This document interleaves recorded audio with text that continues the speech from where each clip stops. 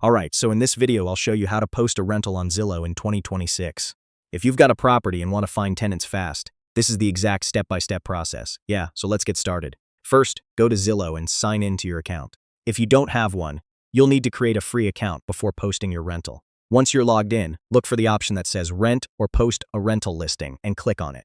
Now start entering your property details. This includes address, number of bedrooms, bathrooms, rent price, and property type. Take your time here so everything is accurate.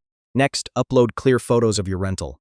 Try to include the living room, bedroom, kitchen, and exterior if possible. Good photos really help attract more tenants, yeah. Now set your availability date and tenant preferences like lease length or pet policy if you have any specific rules. Finally, review everything carefully and click Publish. Your rental listing will now go live and start appearing in Zillow search results. And that's it. Your rental is now live on Zillow and ready for potential tenants to view. If this video helped you out, make sure to hit like and subscribe for more simple real estate guides like this. I'll see you in the next one.